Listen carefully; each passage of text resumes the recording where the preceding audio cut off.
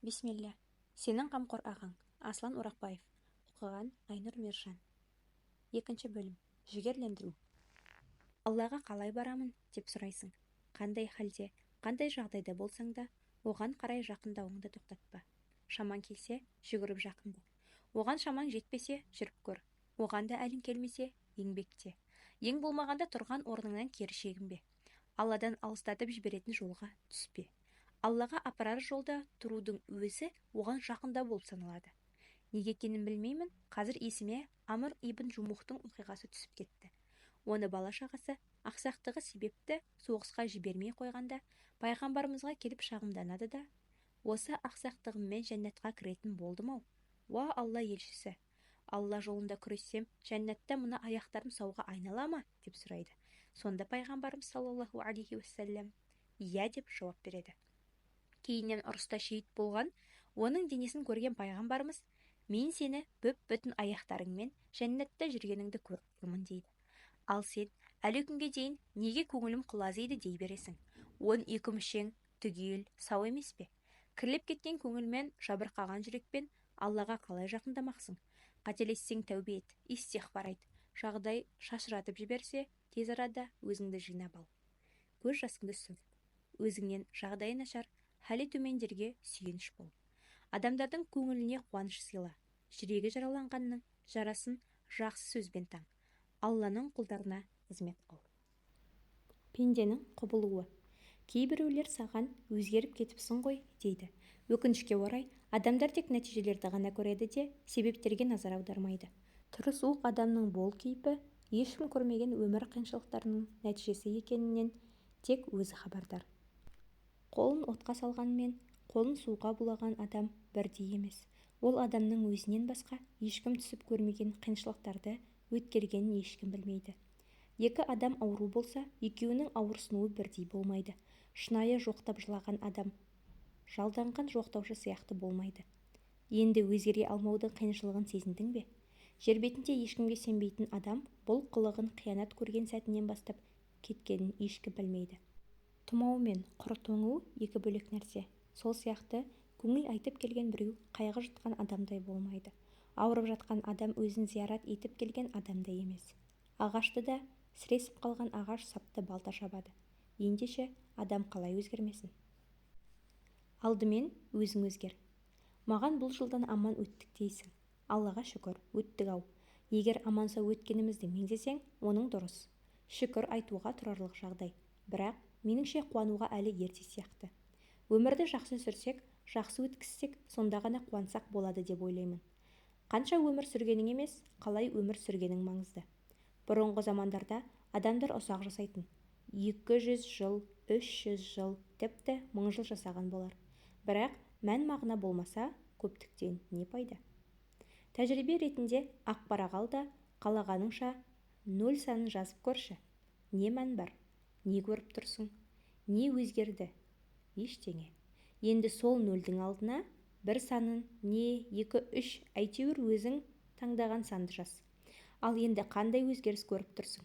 Жаңа ғана ешқандай салмағы мен мәні жоқ 0-дер үлкен санға айналып шыға келді. Дұрыс па? Бұдан не ұқтың? Қадірлім, 0-дер алдына қалаған саныңды жазып, оны еселегеніңдей өміріңді де жақсылық жасап, пайдалы өткізіп, өзгерте алатын, мән кіргізе алатын жалғыз өзің ғанасың. Ешкім саған келіп, жақсы өмір жасап бермейді. Ғажайыптар туындатып, өзің мен өміріңді өзгертуге ең басты себепкер тек өзіңсің. Өзі өзгермейінше, Алла ешкімді өзгертпейді. Енді не тұрыс? Өзіңді өзгерт, өміріңе мән кіргіз. Алла үшін жасалған нәрсе қалады. Өткен күні бір кітапты оқып едім, сонда имам Мәлик жайлы Абдулла ибн Мубарактың мына бір сөзі санамда әлі тұр. Мәлик ибн Анастан артық кемел адамды көрмедім. Ол көп ораза да ұстамайтын, көп намаз да оқымайтын, бірақ оның өзіне тән парасаты болатын. Имам Мәлик Муатта кітабын жазғанда, бұл кітапқа қажеттілік жоқ, бұдан да басқа хадис кітаптары көп қой деген әңгімелер айтылған. Сонда Мәлик, Алла үшін жасалған нәрсе қалады деп жауап берген. Мәлик жан тәнімен Алланыкі болды, оған шынай берілді. кітабы Муаттада күнімізге дейін жетті. Жақыным, Аллаға жасырын жасалған жақсылықтан артық сүйікті нәрсе жоқ. Ол нәрсе көз түспейтін, құлақ естімейтін, Алла біліп тұрғанына шынайы сеніп жасалған пенде мен иесінің арасындағы құпия. Ол бейнетаспаға түспеген садақаң, үй ішің ұйықтап жатыр деп ойлаған сәтте оқыған түнгі намазың, ешқандай таныстық болмаса да біреудің қарызын жапқан мәрттігің, қиямет күні ғана әшкере болатын жетімдерге жасаған жанашырлығың. Жарқыным, Алла үшін жасалған нәрсе қалады деген имам Мәліктің сөзін есіңнен шығарма. Ниетің шынайы Алла үшін болса, үйіңде отырсаң да, Алла бүкіл жер жүзін сенің аузыңа қаратып қояды. Оған күмәнің болмасын. Алладан басқа ештеңені ойламай жазған телеграмдағы жазбаңды Алла біреудің тәубеге келуіне себеп етер. Қайғыда жүрген біреуге қуаныш сыйлар. Мүмкін. Алла деп еккен бір тал шыбықты Алла сен үшін тапжылмай тұрған таудай сақтайтын болар. Мүмкін сол арқылы саған береке дарытып, саған сауап келу үшін адамдарды, жан-жануарларды сол ағашқа айдап келер. Мөлшері мен көлемі қандай болса да, Алла үшін жасалған барлық нәрсе қалады. Алла үшін қазылған құдықтың сыйы пайғамбарымыздың мүбәрак алақанынан су ішу болуы мүмкін. Алладан артық уәдесіне берік ешкім жоқ. Алла үшін ғылым орталығына жұмсаған ақшаң үшін сонда оқыған әрбір шәкірттің сауабын періштелер сенің есебіңе жазып жатқан болар. Алла үшін жасалған нәрсе қалады. Европа елдерінде ислами кітаптар сатылады деп кім ойлаған? Бірақ Алла имам Мәліктің шынайы ықыласын білді де, оның кітабын әлі күнге дейін шартарапта тиражы көп болып басылатын кітаптар қатарына қосты. Кім Алла үшін өмір сүріп, Алланыкі боп ғұмыр кешсе, Алла да оныкі болады. Алла тағаланың имам ән-Науауиге берген ықыласынан имам әз-Захаби таң қалып тәнті болған еді. Ол жиі айтатын ән-Науауидің Алламен қарым-қатынасын білсем ғой, бірақ мен оның барлық ісі Алла үшін болғанына сенімдімін, сондықтан Алла да оны қолдады. Рият ас-Салихин имам ән-Науауидің хадистер жинақтаған ең қарапайым кітабы. Өйткені онда көп ерекшеліктер мен артықшылықтар жоқ. Бірақ 2010 жылы бұл Франциядағы ең көп сатылатын кітап болды. Пәк Алла құлынан разы болса, жер бетінде оны қабыл еткізеді де, барлық жаратылыстар да оны жақсы көреді. Мұндай кітаптардан көптеген мысал келтіруге болады. Бұл адамдар Алламен сыр байласты, Алла да оларды сақтап қойды. Әлсіздігіңді көрсетпе. Сырласым, сен күнде шаршайсың, басыңда мыңдаған ойлар айналғаннан тіпті ойыңдағы әлемнің өзі мына дүниеден мыңдаған есе үлкен болып көрінеді. Өз әлеміңде қалып қойғандықтан өзгелер сені мықты деп көреді. Оның бәрі кокос жемісінің сырты сияқты сені қоршап тұрған қабық қана. Сырттай мықты болғанымен іші қуыс. Сен ішінде жүрген ол кеңістікті сенен басқа ешкім көрмейді. Сондықтан да сені өзіңнен артық ешкім түсінбейді. Жақындағаныңның бәрі еріксіз жымиғаныңды көріп, жағдай жақсы деп ойлауы мүмкін. Бірақ олардың ешқайсысы сенің жалғыз қалып жылап алғың келетініңді білмейді. Барлығы саған арқа сүйейді. Бірақ олардың сүйенетін адамының өзі кейде сүйеніш пен таянышқа мұқтаж болатынын қалай түсіндіресің? Сонда да әлсіздігіңді ешкімге байқатпа. Бір орында тұрған ағашта тұрудан шаршап кеттім, қозғалғым келеді деп айта алмайды ғой. Ештеңе етпейді, досым. Кейде өзгелерге жарық сыйлау үшін өз-өзін жейтін майшамдай болу керексің. Берік бол. Сен берік болсаң, саған таянғандар да берік болады. Тайқып кетсең, олар да жолдан таяды. Білемін, сен шаршадың. Бірақ кішкене демалсаң да шынайы тыныштық таппайсың. Есіңде болсын, қанша шаршап шалдықса да, әскер шайқас барысында демалмайды. Жарқыным, ешқашан адам өз тағдырымен жүрмейді деп айтушы болма. Көп ойға салынып, өз-өзіңді жей берме. Өзіңнің қолың жетпейтін іске араласпа. Қаншама есік жабық, жол қараңғы болса да, Алланың әмірі күмәнсіз орындалады. Сенің міндетің тек қозғалу, алға жылжу. Бір орында тоқтап қалмау. Ал мақсатқа қашан жетесің, қалай жетесің, ол Алла ғана білетін дүние. Жақсым, тек бір нәрсені ұмытпа. Кейбір жауапкершіліктер таңдаудан кейін болады. Алла өз жолына тазаларды ғана таңдайды. Біз өз қажеттіліктерімізді атқару үшін қолданылған кірленген нәрселерді пайдаланбаймыз ғой. Біз адамдар сондай болсақ, Алла өз жолына кім болса соны таңдай салады деп ойлайсың ба? Алла сені өз жолына пайдаланып жатыр екен, онда ол сенің жүрегіңе кіршіксіз, көңіліңе қарап таңдаған. Осыдан кейін сенің көңіліңді не нәрсе құластуы мүмкін. Досым, күресу өте ауыр. Бірақ мен жақсы білетін нәрсе, Алла мықтыларды ғана ауыр сынаққа алады. Бұл әлем жан дүниемізді кірлетіп болды. Кейде сен де жүрегіңді сыртқа шығарып жуып алғың келеді. Кейде жүрек тазалығын сақтағымыз кеп, күресуге беріліп кетеміз. Бірақ есіңде болсын, әппақ киім ғана тез кірленеді. Сол сияқты таптаза жүрекке қонған әрбір шаң өзінің ізін қалдырмай кетпейді. Пайғамбарымыз Муғаз ибн Жәбәлді Йеменге жұмсап жатып, оған кеңес беріп, қоштасуға өзі шықты. Муғаз ат көлігінде отырғанда пайғамбарымыз қасында жаяу кеңес айтып жүрді.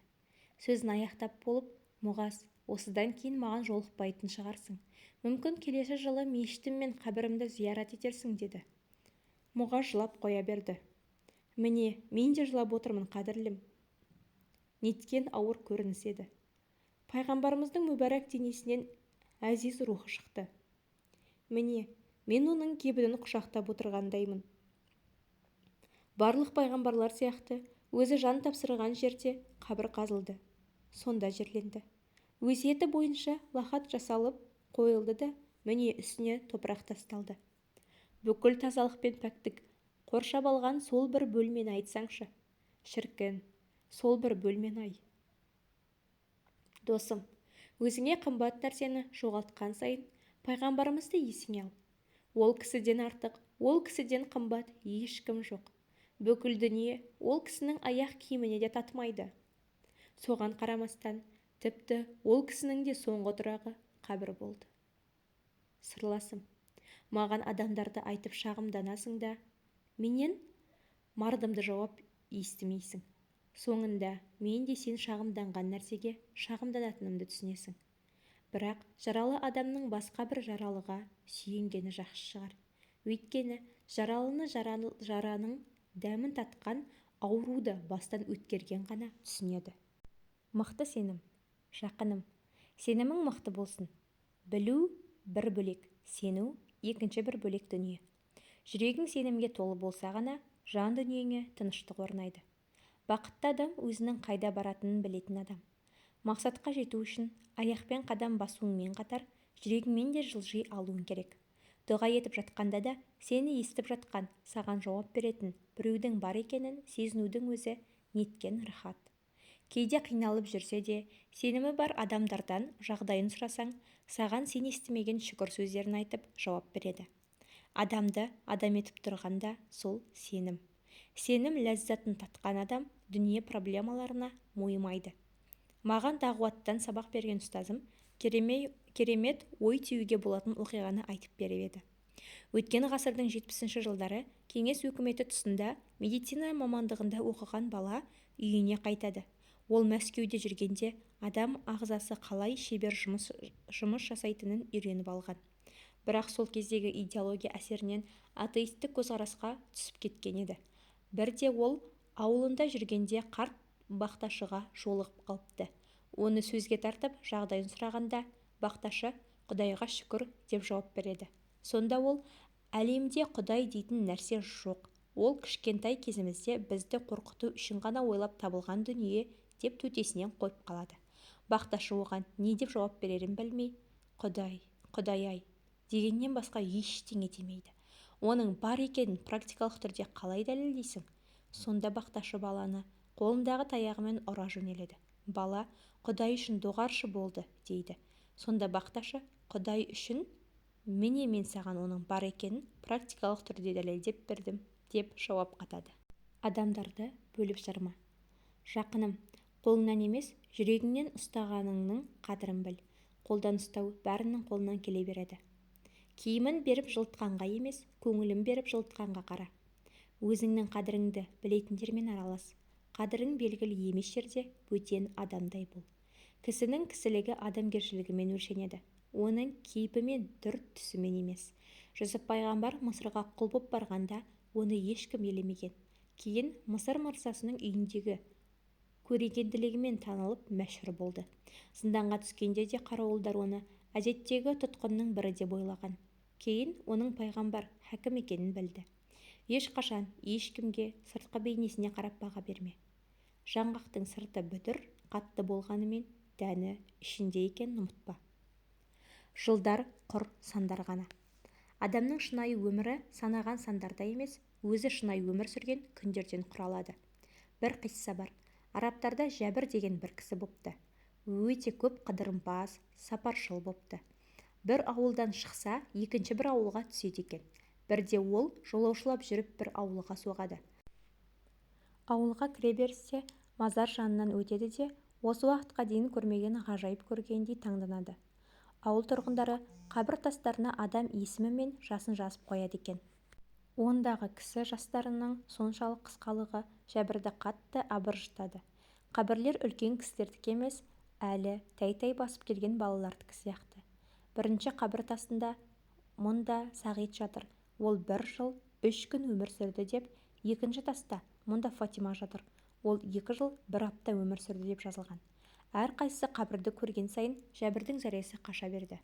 Соңында мазар шырақшысынан: осынша уақыт сапарда жүрдім, қаншама ғажапты көрдім, бірақ сендердің ауылдарыңнан артық қызық, жұмбақ ауылды көрмедім. Шырақшы үнсіз жымиып: сен қабір тастарындағы қысқа ғана ғұмырларға таңданған боларсың. Иә, біз өміріміздің бақытты күндерін ғана өмір деп есептейміз. Мысалы, Сағит 50 жыл жасады. Соның 1 жыл 3 күнін бақытты өткізді. Қалған өмірі ысырап боп кеткен. Бақытты ғұмырын жазамыз да, бақытсыз ысырап өмірін жазбаймыз, деп жауап береді. Сонда ол: егер сендердің ауылдарыңда маған ажал жетсе, бұл жерде ана жатырынан тікелей қабірге түскен Жәбір жатыр деп жазып қойыңдар, дейді. Адамның қанша өмір сүрген емес, қалай өмір сүргені маңызды. Сол үшін өміріңді жай ғана санай салатын күндермен, өткені үшін мақтанатын жылдармен, мән-мағынасы сәттермен өткізбе. Өмір жаспен емес, жиған тәжірибеңмен өлшенеді. Бақытты күн өзіңе, әрі айналаңа жылу шашқан күн. Біз батырмыз. Уақыт өтіп жатыр, бірақ көзге көрінетін жетістікке жетпедім деп уайымдама. Саған жетістіктер көрінуі керек деп кім айтты? Адамдар тілге тиек етіп, тарих беттерінде қалдыратын жетістіктерден басқа да нәрселер бар. Жетістікке жету үшін бәріміздің ғалым, бай, басшы, ақын, әнші, блогер болуымыз шарт емес. Адамға адам бола алудың өзі үлкен жетістік. Жақыным, біз батырмыз. Жеңіске жеткен, не жаңа ғылыми жаңалық ашқан, Нобель сыйлығына қол жеткізген батырлар емес. Жаратушыға қарсы шықпау, оған жақындау, одан ұзап кетпеу үшін өз-өзімізбен күресіп жүрген батырларымыз. Өйткені біз қателессек, кешірім тілеп, сабамызға түсеміз. Ешкімге тіліміз тиіп кетпесін деп, әрбір сөзімізге мән береміз. Көшеде өз еңбегімен зат сатып жүрген кісінің тауарын алып, оны садақа деп есептеп, ақысын артық береміз. Алладан қорықсын, адамгершіліктен аттамасын деп, балаларымызды тәрбиелейміз.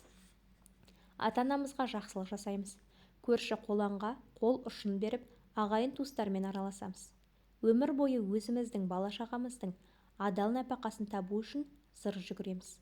Осының бәрі өмір бойғы жетістіктер. Таң намазына уақытылы тұрып, өтеуіңнің өзі үлкен жетістік. Сол сияқты өзгенің қуанышына қуана білу де үлкен табыс. Өйткені бұлай жасау әркімнің қолынан келе бермейді. Мұның өзі сенің кең пейілді екеніңнің көрінісі. Әрбір нығмет иесіне береке тілеуің де жетістік. Ол Алланың тағдырына разы екендігінің белгісі. Жығылғанға демеу, сүрінгенге тіреу бола білуіңде, көңілге жұбаныш, жүзге күлкі сыйлай алуыңда үлкен нәтиже. Байқаусыз демеу. Бәлкім, сен өзгелердің сабырлы болуына себепші шығарсың. Бәлкім, сенің бауырың бір келеңсіздікке яки бақытсыздыққа ұшыраған шығар, және ол сенің төзімділігіңді көріп, өзі де төзімділік танытқан шығар. Бәлкім, біреу сені сырттай бақылап жүр, бірақ сен оны байқамайсың. Мүмкін сен арқылы екінші бір адамның жүрегі жұмсарып, төзімділігің яки сабырлылығың оған өтпелі жол болуы мүмкін. Дүние өте қатыгез. Қазір өзіңді қатарластарынан жалғыз өзі қалып қойған сарбаздай сезінесің. Себебі сен жалғыз өзіңнің тірі қалғаныңа қуануың керек пе, әлде қатарластарыңнан айырылғаныңа өкінуің керек пе, білмейсің. Жаныңа жақын адамдардан айырылудың өзі кісі үшін екінші бір өлім. Кейде тіпті өзіңді иненің ұшында отырғандай сезінесің. Жан дүниең қысылып, тарылып кеткендіктен әлемнің кеңдігінде ойлауға мұршаң болмайды. Айша анамыз пайғамбарымыздан саллаллаху алейхи уассалам Ұхуд күнінен де ауыр күн басыңыздан өтті ме деп сұрағанда, Таифта тас боран болған күнді еске түсірді. Пайғамбарымыз, оған Алланың салауаты мен сәлемі болсын, ол күн жайлы: абыржыған күйі жүре бердім. Қайда бара жатқанымды да білмеймін. Есімді бір жисам, Қарнус Сағалитте жүр екенмін дейді. Пайғамбарымыздың жағдайы солай болған болса, біздікі не жөн? Кейбір нәрселердің мәнін ақыл ұғына алмайды. Уайымның мәні одан да үлкен. Сезімнің мәнін тастан тұратын таудың өзі көтере алмайды. Ет пен сүйектен жаратылған біз қалай төзбекпіз? Міне, сен өзіңді түсінбей дал боласың. Баратын жеріңде арқаңнан қағар шынайы досың да жоқ. Өзіңді жоғалтудан, ішкі әлеміңді түсінбеуден артық азап бар ма? Өз-өзіңмен қалғанда алдын жыламағандай қайта-қайта жылап алғың келеді. Бірақ не үшін жылап жатқаныңды өзіңде білмейсің.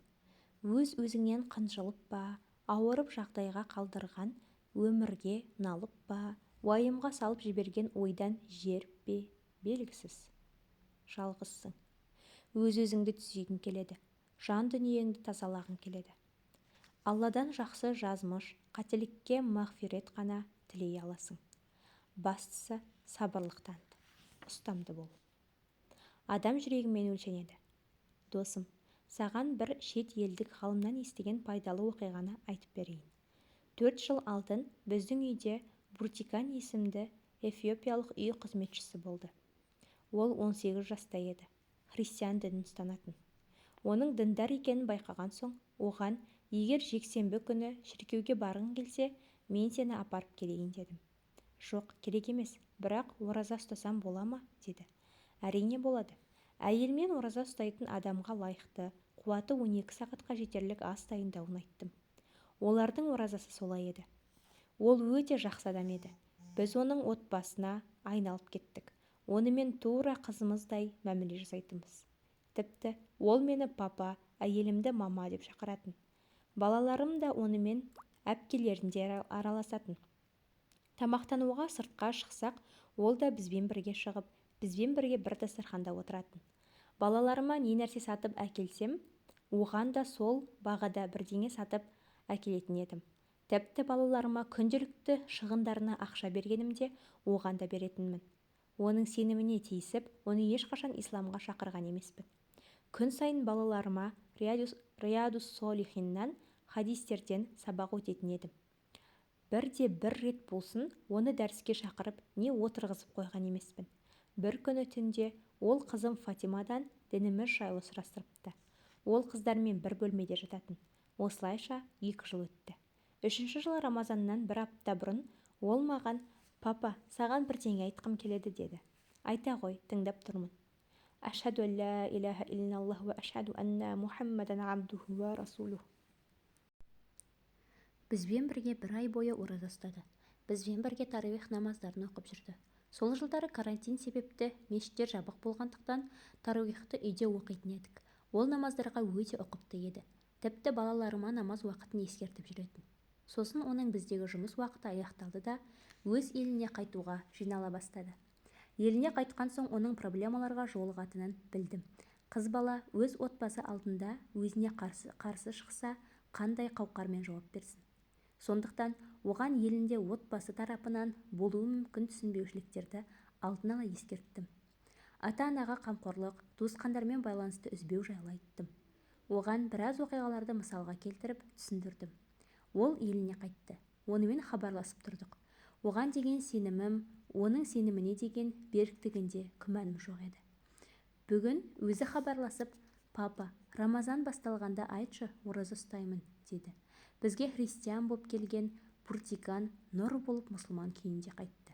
Ол бізге біз оған үйреткенімізден көп нәрсе үйретті. Ол бізге иманның мұғжизалар жасайтынын көрсетті. Адам жүрегімен өлшенеді. Жағдайдың ауысуы. Жақыным, құтыла алмайтындай көрінетін өмірдегі жағдайлар неге ауыса береді, деп сұрайсың. Күндер Алланың әскери екенін ұғынғайсың. Уақыт, жағдай Алладан басқа барлық нәрсе өзгереді. Хикметтің жүзеге асуы үшін ауысады. Перғауын паңданып, Мысырдың билігі қолымда, мына өзендер менің аяқ астымнан ағып шықпай ма, деп шіренетін. Алла жағдайды ауыстырды да су Перғауынның үстінен ақты. Намруд мен өлтіремін де тірілтемін дейтін. Алла жағдайды ауыстырды да бір ғана шіркей Намрудтың өмір шырқын бұзды. Оны басынан ұрған кебіс соққысы ғана тыныштандыра алатын жағдайға жетті. Міне, соларға кезінде адамдар сыйынған еді. Алланың жолына шақырған мейірім пайғамбары Мұхаммедті саллаллаху алейхи уассалам өз руластары ата мекенінен кетуге мәжбүр етті. Уақыт өте Алла жағдайды ауыстырды да пайғамбарымыз Меккеге абыроймен, күш-қуатпен қайта оралды. Осы оқиғалардан-ақ Алланың жағдайды ауыстыруындағы хикметін түсінуге болады. Бірде аурусың, бірде сау, бірде байсың, бірде кедей, бірде қуаныш, бірде қайғы. Неге бұлай екенін білесің бе? Күшті масаттанып, әлсіз үмітсіздікке салынбау үшін. Ауқатты паңданып, кембағал шарасыздыққа түспеу үшін. Алла тағдыр атты жебелерін әркімге әр қалай жібереді. Жебемен емес, Алламен бол. Сонда жағдайдың хикметін түсінесің. Ұлылар сынағы. Ойыңның жинақталмайтынын, көңіліңнің құлазығанын, жан дүниеңнің қысылғанын айтып шағымданасың. Сонымен қоймай, бұл Алланың ашуы ма, деп сұрайсың. Алланың атымен ант етейін. Ол нәрселер Алланың саған деген махаббатының белгілері. Алла пендесін сынап жақсы көреді. Пенде жер бетін басып жүреді екен, демек сынақ үзілмейді. Соның себебімен Аллаға шынайы бет бұрып, көңіліңді түзеуге себеп болар сынақтар көзіңді көр қылып, мастыққа батыратын дүние нығметтерінен әлде қайда хайырлы болуы мүмкін. Ұлылар өмірі мен жолына назар салып, үңілер болсаң, сынақ пен қиыншылықтың тек таңдаулы дәрежеге жетелейтінін ғана байқайтын едің. Жақып пайғамбар баласы Жүсіпті жоғалтып жылағаннан көру қабілеті нашарлап кетеді. Бірақ Алла ол жағдайдан бейхабар емес еді. Жүсіпті патша қылған да Алланың өзі. Асықпа, қараңғылық сені қаумап алса да, біраздан соң таң ататынын ұмытпа. Мұса пайғамбар да Мысырдан қауіптеніп шығып еді, кейін расында мен Алламын деген дауысты естіп, сені мен таңдадым деген дәрежеге ие болды. Артында жан рахаты тұрған сынақты ауыр қабылдама. Закарияны арамен қақ айырды. Жүніс киттің ішінде қалып кетті. 950 жылғы дағуаттан кейін Нұхқа аз ғана кісі иман келтірді. Ұзақ жылдар Аюб аурудан азап шекті. Сонда да сен сынақтың созылуына налисың ба? Жеңілдік жақын, достым. Түнерген бұлт Алланың қалауымен сейіледі. Бұл сынақтарды келесіде сен тек естелік ретінде еске алып отырасың. Кім Алламен болса, Алла сонымен бірге. Кейде діңкен құрып, өз-өзіңді ұстап жүруге де шаман келмей қалады. Бірақ сен өз мақсатыңа жету жолында тоқтамауың керек. Күрес кезінде ешкімге жығылып, еш нәрсеге сынып қалмауың қажет. Жақыным, өз-өзіңмен күресуді тоқтатпа. Бізге шаршаған сәтімізде тоқтап қалу жараспайды. Алла саған берген белгілі бір шекаралар бар. Соларды қалай болса да қорғауға тырыс. Күндер жылжып, жағдай ауысып тұрады. Досым, сен де алға қарай жылжи бер. Мақсатқа жету жан дүниені рахатқа бөлейді. Қозғалыстың өзі де мақсат жолындағы жеңіс. Тоқтап қалма, жақыным. Біз нәтиже үшін емес, соған жету жолындағы себептер үшін жауаптымыз. Қиямет қайым болғанда бірде-бір адам оған иман келтірмеген пайғамбарлар болады. Ойлашы, бірде-бір адам иман келтірмеген. Сонда ол пайғамбарлардан нәтиже емес, қандай себеп жасаған сұралады. Яғни, не үшін оларға адамдар иман келтірмегеніне емес, адамдарды иманға шақырды ма, шақырмады ма, сол үшін сұрауға алынады. Досым, сынақтың бәрінен шығасың. Жүрегіңдегі өзің сезетін жаралар орнына қарап, Раббыңның саған берген рахметін сезінгенде жүзіңе еріксіз күлкі ұяласын. Ұмытпа, жақсылардың имтиханы оңай болғанда Алла пайғамбарын қиындықтармен сынамас еді. Адамдарды архивке салу. Ардақтым, бұрынғылардың танымыңды кеңейт, достарыңды азайт деген тәлімін ұмытпа. Өз-өзіңді құрметтеуді үйрен. Адамдардың көбі артық жүк қана. Ондайларға күшің мен уақытыңды жұмсама. Сұрыптауды үйрен. Таңдаулыларды сен де таңда. Кейде жағдайдың өзі адамдарды еліктен өткізіп сұрыптап береді. Көзіңдегі жасты сүрткен адам саған жылама деп айтқан адаммен тең емес. Қысылғаныңда келіп сүйеніш боп, қолыңды қысып, қасыңда мен бармын деген адам, қиналсаң хабарласарсың деген адаммен бірдей болмайды. Жағдайыңды сұрап, даусыңнан-ақ хәліңді түсінетін адам, жақсымын дегеніңе көне салатын адаммен дәрежелес емес. Жүрегіңнен керексіз жандарды шығарып тастасаң, іс жүзінде сені қадірлейтін адамдарға орын қалады. Шаршадың ба? Сырласым. Мені таңдаған нәрселерден шаршап кеттім. Керісінше, өзім таңдаған нәрселерді армандап жүрмін. Әжемнің қолын сүйген, атама сүйеніп отырған, жақындарымен бірге болған кішкентай кезімдегі тыныштықты аңсаймын. Жақыным, сен де шаршадың, білем. Өзіңнің ішіңдегі нәрсе өзіңе жетеді. Бірақ сен бұрынғы емес, қазіргі нәрселер жайлы ойлан. Мүмкін сен өз-өзіңе қолдан кеткен нәрсеге неге өкінемін дерсің. Досың жолдың басында қолдан шығарып алу білместік болса, жолдың ортасында қолдан шығарып алу қателік. Енді біраз кідірде бұрынғы әңгімемізді еске түсір. Құран хат атты кітапта мынадай сөз бар еді ғой. Алла салмаған көтере алмайтын бұтаққа жеміс бермейді. Алла ең мықтысын ғана ең таңдаулы іске таңдап алады. Жақсылардың есімі жақсылық атқарылуы үшін сақталады. Біреуден үлгі алғың келсе, өткендерден үлгі ал.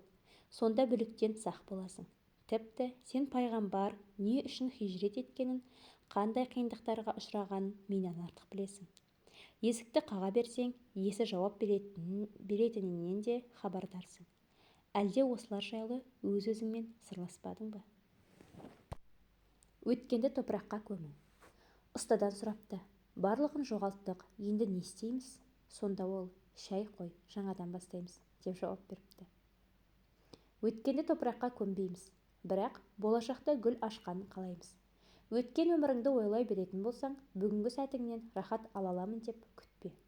Өткенді қайтара алмайсың, бірақ бүгінгі сәтіңмен өмір сүре аласың. Өтіп кеткен оқиғаларды ойлай көз жасыңда құрғап кеткен жоқ па? Неге өткен өміріңді топыраққа көмудің орнына өзіңді өткенге тастайсың? Әлде ертеңгі күніңнің гүлдей бүршік атқанын қаламайсың ба? Сен өміріңде болуы керек қиындықтардың барлығын жеңдің.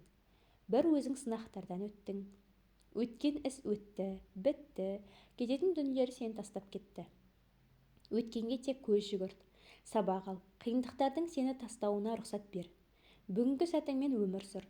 Өткенге қарай беруді емес, болашаққа сеніммен қарауды үйрен. Басыңнан өткен қиындықтар мен сүйегіңе дейін жеткен азаптарды бір мезетте ойыңнан алып тастау оңай емес екендігін жақсы білемін. Бірақ сені қадірлемейтін адамдар мен басыңа келген қиындықтармен де бүгінгі күніңді өткізе алмайсың. Қандай жағдай болмасын, әрқашан алға қарай қадам жаса. Сенімен бірге жүретіндер жүрсін, қалмайтындарына есігің жабық болсын. Менің бір өте жақсы араласқан досым болған еді. Бір күні ол үйленуге ниетті екендігін айтты. Көп таныстықтардан соң өзіне лайықты жар тапқан көрінеді. Біраз араласқаннан кейін қыз былай депті. Егер сен таз болмағаныңда, мен саған тұрмысқа шығатын едім. Досым жағдайды қабылдап, басына шаш жалғау операциясын жасайды. Алайда қыз кенеттен ешқандай себепсіз жігітті тастап кетеді. Соңында досым операциясының ақшасын төлеп, эмоционалды және физиологиялық қиындықты өткеріп жалғыз қалады. Сенің бұл өмірдегі уақытың шектеулі екенін біл. Шектеулі. Сондықтан да сол санаулы уақытыңды басқа адамдарға ұнауға тырысам деп құр босқа өткізбе. Егер сен өзіңе емес, адамдарға ұнайтын киімді киетін болсаң, қоғамды разы қылу үшін өзіңе ұнамайтын салада жүрсең, әке-шешеңнің қалауы үшін қаламайтын мамандықты оқысаң, қашан шынайы өмір сүресің? Қашан өміріңдегі ұнайтын ісіңді табасың? Өзіңе қамқор болсаң, басқаларға көңіл бөліп, оларды шынайы бақытты қыла аласың. Жаңа есік ашу. Мұсылман кісі дүниеде майдандағы адам сияқты. Орнын ауыстырғанымен жағдай оны тастап кетпейді. Кейбір күрес алаңы адам шыдай алмайтындай болады.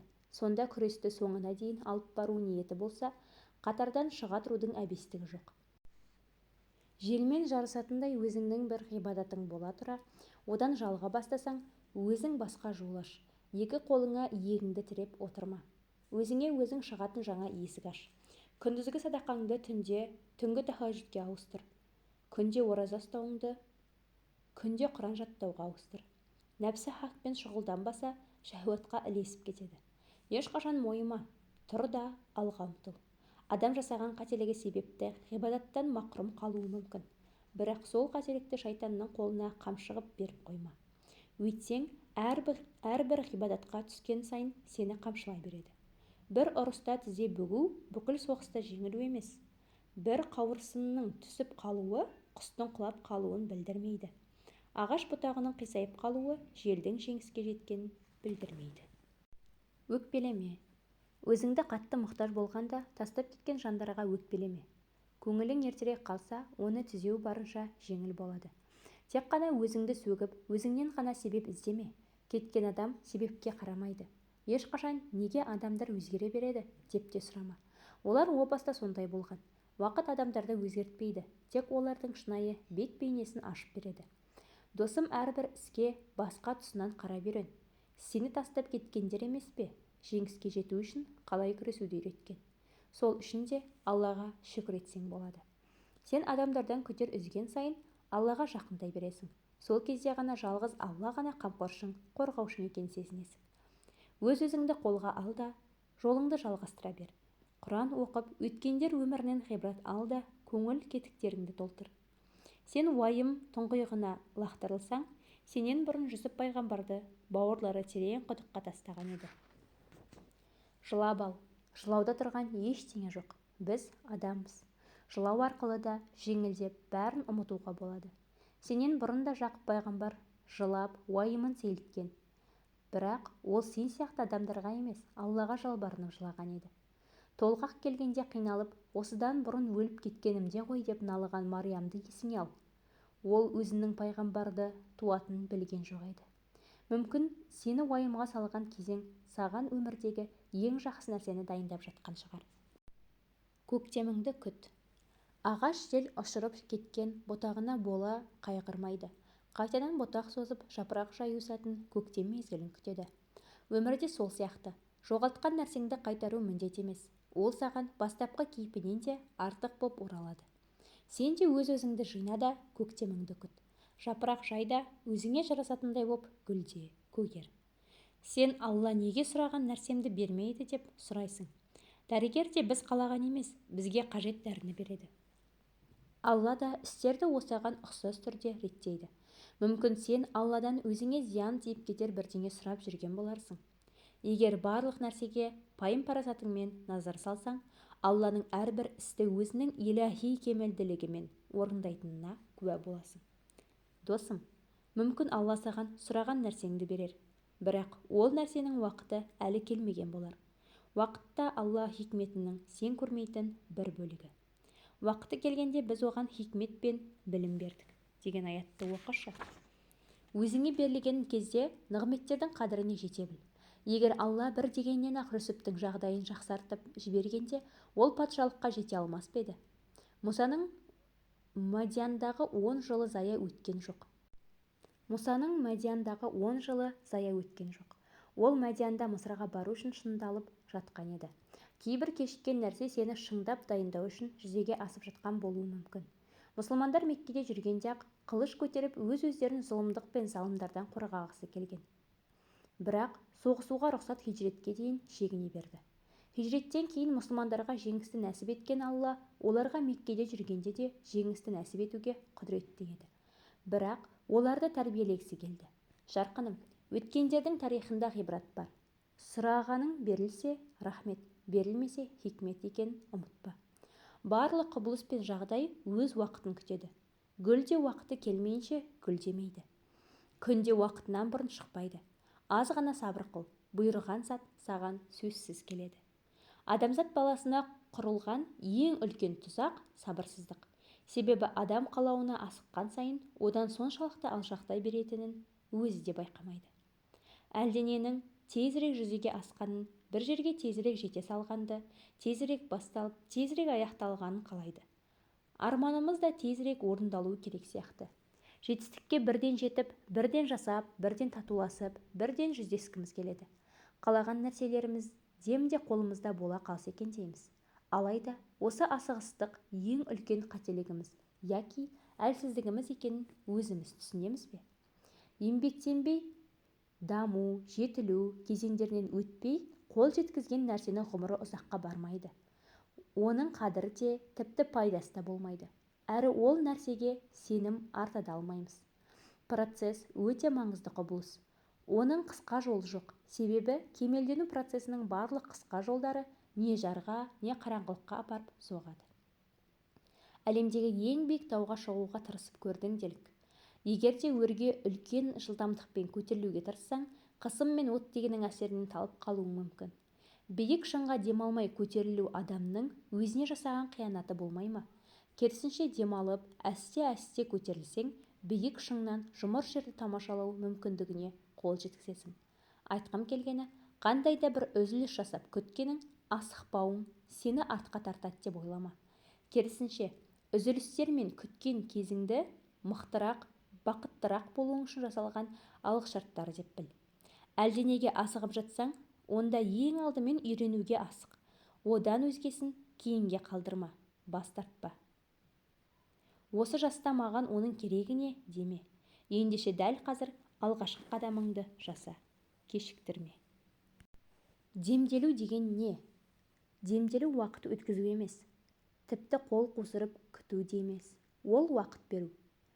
Сіз ойлап отырғандай істің жүзеге асуы үшін уақыт беру емес. Демделу не нәрсеге дайын екеніңді түсіну үшін өзіңе уақыт беру. Күнделікті өмірде көзбен көріп жүрген шай демдеу сәтін есімізге алайықшы. Шай түбіне түсіп, өз реңіне боялып, дәмі мен түсі әдемірек болсын деп уақыт береміз емес пе? Дәл солай шайға уақыт бергендей, өзімізге де демделуге уақыт беруіміз керек. Жаңаны алу үшін, еңбек еткен нәрсенің нәтижесін көру үшін өзіңді дайындайсың. Тіпті бұл процесті байқамауың да мүмкін. Демделуді міндетті түрде уақыт беру деп түсінуге болмайды. Түсіну мен шешім қабылдауың үшін де демделуін күтесің, яғни сәтін тосасың. Алланың сол бір іске жоспарға сәтін салуын күтесің. Әрбір арман бір дәнекке ұқсайды. Әрқайсының гүлдеуі әртүрлі. Әрқайсына түрлі уақыт керек. Әрбірін сабырлықпен шаршамай суғаруымыз керек. Қарапайым ғана бамбук ағашын мысалға алайық. Себебі қандай да бір істе асығыстыққа салынсам, осы оқиғаны есіме түсіріп, өзімді сабырға шақырамын. Қытайда бамбук ағашын отырғызу үшін алдымен егілетін жер дайындалады. Ол жер жыртылады да дән егіледі. Осылайша біраз уақыт оның бүршік атқанын күтеді. Арада бір маусым өтеді, бірақ бүршік жармайды. Бір жыл өтеді, әл жоқ. Алайда бамбук ағашын отырғызған жандар бұған да қарамастан суғаруды жалғастыра береді. 3-4 жыл өтеді. Топырақтан тіршілік белгісі түгілі иісі де сезілер емес. Тек 5-ші жылдың соңында жердің жайлап көгере бастағаны байқалады. Артынша 6 аптаның ішінде бамбук ағашының бойы бірден 27 метрге өседі. Бұл деген 9 қабатты ғимараттың биіктігі ғой. Бамбук ағашын жақсы көретіндер әдетте бұл ағаштың 6 аптада өсіп шығатыны туралы мәліметті тілге тиек етеді. Алайда бамбук ағашын өсіретіндер бұл жай ғана 6 апта емес, 6 жылдық 6 апта екенін жақсы біледі. Осы 6 жыл бойы Қытай бамбугі неге көрінбеді деп ойлайсыз? Неліктен осынша уақыт алды? Дәні егілгеннен кейін топырақтың астына жақсылап тұрып тамырын жаяды. 6 жыл бойы тамырлары тереңге бойлап қалың болады. Ендігі топырақтың астында қанша қаласа да қала алмайды. Мұнымен айтқым келгені, қолым не нәрсеге жетпеді деп емес, әлі қаншалықты еңбек ете аламын деп ойлан. Еңбегіңмен бірге демдел, өзіңе және қалауыңа уақыт бер. әрбір құбылыстың, әрбір сәттің өз уақыты бар екенін ұмытпа, және оны уысыңнан жіберіп алма. Энергияны ысырап ету. 3 жағдайда адам баласы сабыр етуі тиіс. Біріншісі, ғибадаттарды толық орындауда. Екіншісі, күнәға кірмеуде. Үшінші, қиындықтарға төтеп беруде. Адам өзіне берілген сабырды керексіз жерлерге ысырап етпесе, басындағы барлық қиындықтарды жеңеді. Оны өткенге немесе келер жаққа емес, тек бүгін үшін жұмсаса, керемет күш иесі болып, Алла сабыр еткендермен бірге аятын толығымен түсіне алар еді. Негізгі мәселе өмірдегі қиындықтардың көлемінде емес, сабырдың сол қиындықтарға күші жетпеуінде жатыр. Адам сол мәселені шешуге арналған сабырды өткенге және ертеңгі күніне жұмсап қояды. Ол әскерінің жартысын оң жаққа, жартысын сол жаққа жөнелтіп, жауға қарама-қарсы жалғыз аттанған қолбасшы секілді соғыс басталмай жеңіледі. Адам тағдырындағы барлық қиындықтарға төтеп бере алатындай күш берілгеніне қарамастан, оларды ысырап еткені үшін әлсіз қалады. Ешқандай қиындық шыдау күшінен жоғары болмайды. Осыны түсіне алмағандықтан тез беріледі. Алла тағала ысырапшылдықты жақсы көрмейді. Сол себептен ертеңгі күннің сабырын бізге алдын ала жібермейді. Сол секілді, дәл қазір жіберілген сабырдың өткен шақ үшін қолданылуы құп көрілмейді. Алла қиындықтармен бірге сол қиындықтарды жеңіп шығуға болатындай сабырда жібереді. Ал біз, адамдар, сол сабырды басқа жерлерге жұмсағандықтан басымыздағы мәселені шешуге қауқарымыз жетпейді. Ертеңгі күні басыңа келіп келмеуі беймәлім қиындықтар туралы уайымдау адамдағы энергия қорын тауысады. Негізі шайтан келешектің барлық жауапкершілігін бір сәтте адамға жүктеу арқылы адамның барлық күшін жоюға тырысады. Ертеңгі күннің міндеттемелерін арқалауға тырысқан адам әлі жаратылмаған жүктердің ауырлығынан шаршап, нәтижесінде қазіргі сәттің жауапкершілігінен де бас тартады. 100 метрге жүгіретіндердің бар күшін бірден пайдалануы заңдылық. Алайда марафонда жүгіретіндер үшін бұл үлкен қателік. Барлық күшін керек уақытта, керек жерде қолдана білу олар үшін өте маңызды. Алдында ұзақ жолы бар адам күш қайратын керек жерлерде ысырап етпестен қолдануы керек. Адамның шынайы өмірі дәл осы сәтті ғана қамтиды. Барлық сабырын өткен күндерге және келер шаққа жұмсаған адам шағымданудан қашып құтыла алмайды. Қалай шүкір ету нығметті көбейтетін болса, дәл солай шағымдану қиындықтарды арттырады. Сол себепті адам баласы барлық күшін, бар сабырын дәл осы сәттегі мәселелерді шешуге арнауы керек. Осылайша Алланың мейірімін, қиындықтардың ахирет үшін маңызын ойлау арқылы қайта күш жинауы қажет. Өтіп кеткен қиындықтардың ахиретте сый болып алдынан шығатынын естен шығармауы тиіс. Бұл менің өмірім. Өміріңді тек сырттан ғана бақылап, басыңнан не өтіп жатқандығын білместен саған баға беретін адамдар болады. Не айтсаң да, нені түсіндірсең де, түсінген адамның кейпіне еніп, бірақ өзінің дегенінен бас тартпайтындар да баршылық. Қайда барсаң да осындай адамдарды жолықтырасың. Олар сені тауып алып, өз дегендерін жасауды тоқтатпайды. Оларда мақсаттары нақты болған соншалықты істерінен бас тартпайды, берілмейді де. Олар сенің әрең жететін өмірлік қуатыңды төгуге, күніңді улауға келеді. Сөйтіп, сенің өзің екінші рөлде қалып қоясың. Мүмкін осындай адамдардың күресетін нысаны емес шығарсың. Бірақ өмір бойы осындай адамдармен күресуіңе тура келеді. Олар саған жақындаған сайын, сен олардың күш-қуатыңды пайдалануына бір сәт болсын жол бермеуің керек. Мәулана айтады: менің өмірімді бағаламас бұрын аяқ киімімді киіп, мен өткен жолдарды, көшелерді, таулар мен жазықтарды аралап өт. Мен көрген қайғыны, қиыншылықтарды және бақытты сәттерді сезініп көр. Менің өткізген жылдарымда өмір сүр. Менің сүрінген кездерімді қайта тұрып, қайта жүрген жерлеріммен жүр. Сонда ғана сен менің өмірімнің бағасын білесің. Сені жолыңнан тайдырғысы келетіндерге, өміріңе араласып қателескен кездері шешім қабылдауыңа араласатындарға бұл менің өмірім деп жауап беруден тартынба. Түсінбегендерге түсіндіруге тырысудың қажеті жоқ. Саған керең болғанға мылқау бол. Сенің өміріңе ешкімнің иелік етуіне жол берме. Сонда ғана өзіңді қажетсіз, құнсыз санамайтын боласың. Асылында бұл өмір сенікі. Оның жауабын да беретін сен ғана. Алла жайлы жақсы ойла. Кеше Ибн Әсәкердің Тариху Димашқ еңбегін оқып отырып, Сухайльдің мына әңгімесіне кезіктім. Дүние салғаннан кейін Мәлик ибн Динарды түсімде көрдім де былай деп сұрадым деді. Әбу Яхия, Алланың алдына неңмен бардың? Алланың алдына көп қасиетпен бардым, бірақ Алла жайлы жақсы ойым мені одан сақтап қалды. Досым, Алла жайлы тек жақсы нәрселер ойла. Алланың атымен ант етейін, жүрек Алла жайлы жақсы ойлаудан артық жақсылыққа тола алмайды. Алла өзіне деген махаббаты толған жүректі азаптамайды. Адам да өзінің жақсы көргенін жамандыққа қиятын ба еді? Әрине жоқ. Ал Алла ше? Жақыным, сұрақтан қиналам деп ешқандай күмәнға барма. Әрқашан Раббым Алла, дінім Ислам, пайғамбарым Мұхаммед деп айтып жүр. Тіл қайталаған нәрсені айтуға шапшаң болады. Ыдыста не болса, сол төгіледі. Алла өз есімін зікір етіп шаршаған тілді міңгірлетіп қоймайды. Амал дәптерің оң жағынан берілсін десең, құлшылық ғибадаттарыңа бекем бол, шүбәланба. Намаз оразасы түгелдердің амал дәптері оң жағынан берілетінін ұмытпа. Истиғфарыңды арттыр, ойыңды дұрыста. Сонда жәннатқа оңай кіріп, пайғамбарымыздың қолынан кәусар суын іше аласың. Раббыңның дидарына қауышасың. Бұдан артық ләззат бар ма? Иләһи шақырту. Қорқыныш адамға Алладан сескену үшін берілген ерекше қабілет. Адам баласы көбінесе бұл сезімді ысырап етеді. Ал бұл сезімді Аллаға қолданса, жүрегі жай табатыны сөзсіз. Алладан қорқу дегеніміз махаббат пен құрметтен тұратын керемет бір сезім. Алладан дұрысынан тек ғалымдар қорқады. Фатыр сүресі 28 аят. Бұл аят Алладан тек оны танығандар ғана қорқа алатынын білдіреді. Құранда шынайы мүмин болсаңдар, олардан қорықпаңдар, менен қорқыңдар. Әли Имран 175 аят делінген. Қазір адамдардың неше түрлі қорқыныштары бар. Адам үшін қазіргі таңда барлық жағдай, барлық жаңалық қорқыныштың қайнар көзіне айналған. Адам баласы Алладан қорықпаған кезде Алладан басқа барлық нәрседен қорқатын болады.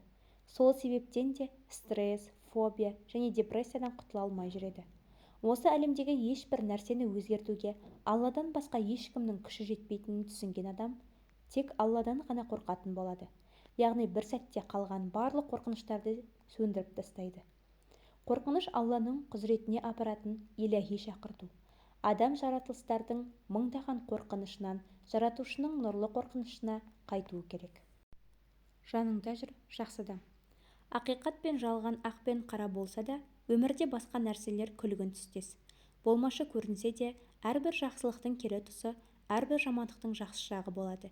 Сол үшін өмірдің әрбір сәтін майданға айналдырып жіберме. Өз-өзіңе біраз еркіндік беріп, кейбір сәттерге көзіңді жұм. Тура еш нәрсені көрмегендей, естімегендей кейіп таныт. Қайғырғанда өзіңді ең жақсы көретін адамға, ал қуанғанда өзің ең жақсы көретін адамға барасың дейді. Бірақ екеуін де бір жағдай қылып қарастыруға болады емес пе? Жарқыным, қайғыңды бөлісетін біреудің бар екендігі қуаныш. Ал жылағанда жасыңды сүртетін, қисайғанда түзейтін, қысылғанда дем беріп, мен сенің сүйенетін тірегіңмін дейтін біреудің болмауы қайғы. Қуанышыңды бөлісетін біреуді таппау мұң. Ал жеңіске жетсең, өзіңнен қатты қуанатын, биіктесең баспалдақ болғанына разы болатын. Өзі көлеңкеде қап қойса да, сенің жарыққа шыққаныңа мәз болатын адамның болуы нағыз қуаныш. Сезіміңді уақытылы білдіру. Бейіт басында бір қария табытқа жабысып, мен сені сүйемін, мен сені сүйемін, мен сені сүйемін деп жылайды. Бұл жағдайға қарияның балалары да, басқа адамдары да қатты қынжылады. Олар жылап, оның босаңсуын күтеді. Бірақ қарт табытты құшақтап, мен сені сүйемін деп қайта-қайта жылай береді. Қазір жерлеу уақыты деп ескерткеніне қарамастан жылауын тоқтатар емес. Табыт басынан балалары әлгі қарияны әрең ажыратып алады. Қария сонда да мен сені сүйемін, мен сені сүйемін, мен сені сүйемін деп айтуын тоқтатпайды. Үлкен баласы әкесін құшақтап, әке, сіздің анамызды қатты жақсы көретініңізді білеміз. Біз де оны жақсы көрдік, бірақ одан айырылып қалдық дейді. Қария, сендер еш нәрсені де білмейсіңдер. Мен оны қатты жақсы көрдім, өте қатты дейді. Баласы бізде жақсы көрдік, әке, бірақ біз ештеңе істей алмаймыз ғой дейді. Сонда қария, сен түсінбедің, мен оны қатты жақсы көрдім, бірақ мен оны тірі кезінде айта алмадым. Мен оны қаншалықты жақсы көретінімді айта алмай қалдым. Енді бәрі кеш деп жылап қала берді. түйін жақсы көретінімізді білдіру үшін немесе оны айту үшін жақсы көретін адамдарымыздың қабірде болуы не ауруханадағы төсекте жатуы шарт емес. Яғни жақсы көретін адамдарымызды белгілі бір шарттарсыз-ақ қадірін біліп, жақсы көретінімізді уақытында айта алуымыз керек. Дәл қазір жақын адамдарымызға хабарласып, оларды жақсы көретініміз жайлы айтуға не кедергі? Әкенің насихаты. Кез келген жанашыр әке қызына былай деп насихат айтар еді: егер еркектер қасқыр, ал әйелдер олардың олжасы екенін білсең, сен де қасқырды көрген қой секілді қашар едің. Егер еркектердің ұры тәріздес екенін білсең, онда сен де ұрыдан қорыққан сараң бай секілді сақтанушы едің. Бірақ қасқырға қойдың еті ғана қажет болса, еркекке сенен әлдеқайда артық нәрсе керек. Ал оның саған жасайтын зұлымдығы қойдың өлімінен де жаман. Ол сендегі ең бағалы нәрсені алып кетпек. Ол кез келген әйелді асқақтататын, оның абыройын биіктететін, адамдығының негізі болып саналатын пәктігің. Еркектің қыздың пәктігін құртуы қасқыр шапқан қойдың өлімінен 100 есе бетер. Қыз балаға қарап тұрып, оның жалаңаш күйін елестете көзімен шешіндірмейтін еркектер жоқтың қасы. Ешқашан еркек кіндіктіні жақсы ниетпен араласады деп жақын досыңдай көріп, оған тек пейілің мен тәрбиең керек дегеніне сенбеу керек. Бұның бәрі жалған. Егер сен жас жігіттердің өзара әңгімесін естісең, зәрең ұшар еді. Олардың жанарындағы кез келген күлкі және саған айтқан жылы сөздері, саған көрсеткен қызметі басқа емес, қалауына жетудің әзірлігі, немесе өздері де соны түсінбестен соған қарай қадам басуы. Бірақ одан кейін не болмақ, қарындасым, ойланып көрші. Өткінші ләззаттан кейін ол жай ғана сені ұмытып кетеді, ал сен жападан жалғыз бармақ тістеп қаласың. Аз уақыт өткен соң ол әдеттегі мақсатымен басқа жеңілтек қызды іздеп кетеді. Одан соң барлық қиындық саған қалады. Жүктіліктің ауыр кезеңдері, жан дүниеңнің мазасыздығы мен төгілген арын. Әділетсіз қоғам еркекті жас жігіт қателесті, қатесін түсінді деп кешіреді. Ал сені ақтамайды. Сен болсаң, бар өміріңді осы басылған таңбамен, масқарамен өткізесің. Егер сен алғашқы кездесуде-ақ өзіңнің қаталдығыңды көрсете, одан жанарыңды алып, парасаттылығыңды паш етсең, онда ол сен қойған барьерден өте алмас еді. Осылай істер болсаң, ешбір бұзық ойлының саған арамдық жасауға батылы бармайды. Ал егер ол әділ, игі жан болса, онда өкініп, сенің қолыңда рұқсат етілген жолмен сұрауға келер еді. Бұл сөздерді аялап өсіріп отырған қызына, мәпелеп бағып отырған гүліне жанашырлықпен кез келген әке немесе аға айтуы керек. Өкінішке орай, ер азаматтарымыз осы секілді насихаттарды айтса да, оны шектен шыққан қаталдықпен жеткізуде.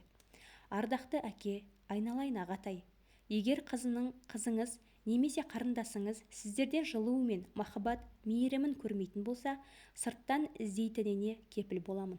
Сол үшін қатал ұстаймын деп нәзік гүлдің сабағын өз қолдарыңызбен сындырып алудан сақ болыңыз. Қызыңыз бен қарындасыңыздан жылуыңыз бен махаббатыңызды аямаңыз. Олар нәзік құмыра секілді.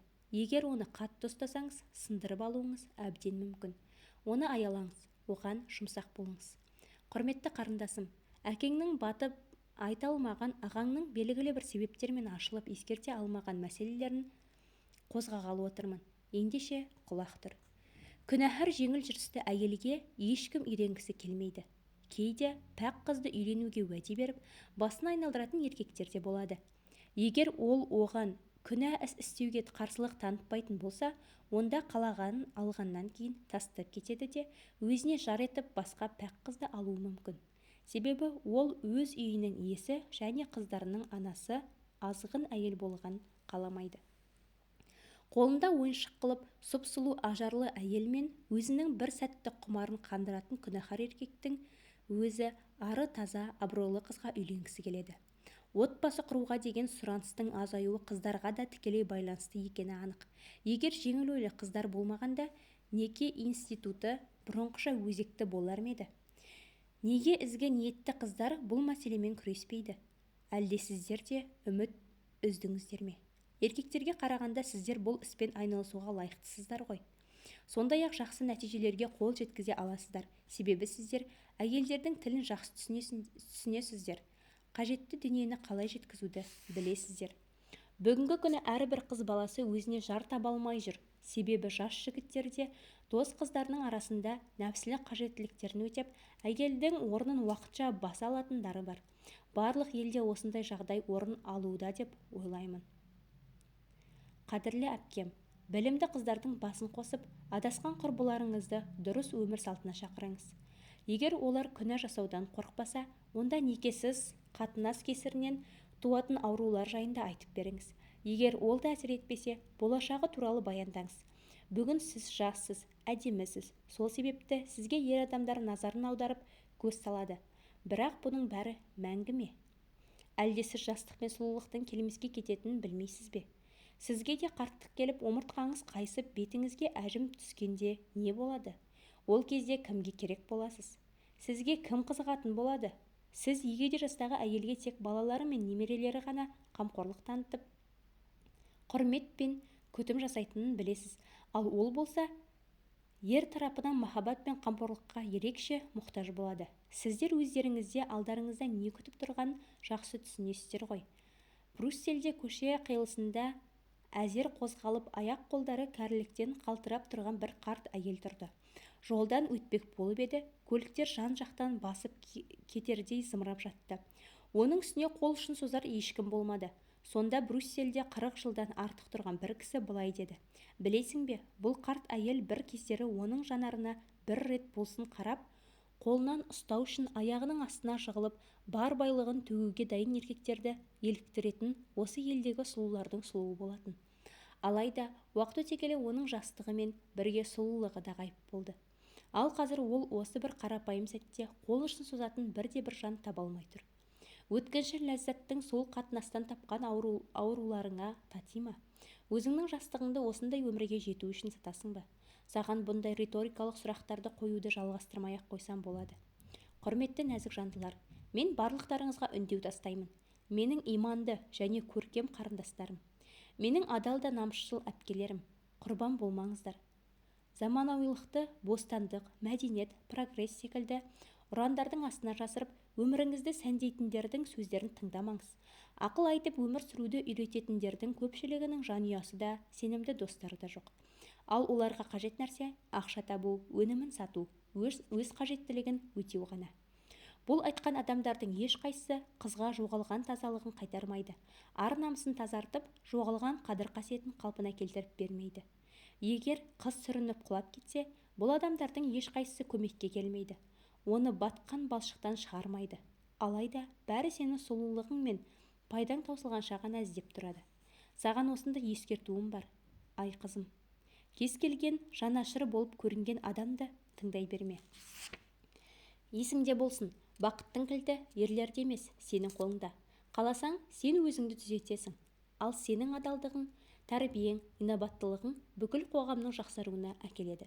Саған амандық пен Алланың мейірімі болсын. Бұл әлем біздің қыздарымызды заманауи қоғамға сай болу үшін дене бітімі белгілі бір формада, ал еріндері әдем болып көріну үшін бір қалыпта болу керек деп үйретеді. Шаштары мен кірпіктері жоғары деңгейде, сөмкелер киімдеріне үйлесімді болу керек дейді. Қажет болса, инъекция салып, операция жасауды қалыпты жағдай көреді. Әр айда мыңдаған ақшаны әшекей бұйымдарға құртуды, өзіңді жақсы көру деген лозунгпен әдемілеп ұсынады. Менің көкейімдегі сұрақ, осы нәрсеге осыншама уақыт пен күш жұмсасақ та, неге айнадағы түріміз өзімізге әлі ұнамайды? Неге адамдар бізді қандай болсақ сол қапымызда қабылдамайды? Сонымен қатар, неге адамдар еш нәрсеге қарамастан өздерін бақытсыз сезінеді? Әпке қарындастар, Алла мен оның елшісі сіздерден тек бір ғана нәрсені әсемдеуді талап етеді. Ол жүректеріңіз. Сіз жүрегіңізді әсемдеген кезде, өзіңізді еш нәрсеге қарамастан жақсы көре бастайсыз. Адамдардың сіз жайында не айтып жатқанын қызықсыз санайсыз. Алла разы болу үшін сізге сыртыңызды сылап, бет-әлпетіңізге ота жасатып өзгертудің керегі жоқ. Ол сізден тек шынайы болғаныңызды қалайды. Әйел деген кім? Қалған еді бір топ жігіт жиылып, ақырында кетті әңгіме сұйылып. Шықты біреу мақтан қылып күнәсін, әйелдермен жасап жүрген ойнасын. Дейді бұлай: әйел деген аңқау халық білсеңіз, сене салар бетіне сәл күлсеңіз. Айта берсең құлағына ертегін, ашып берер өзі-ақ саған етегін. Осылайша мен сияқты бұзығың көріп жүр ой талай әйел қызығын.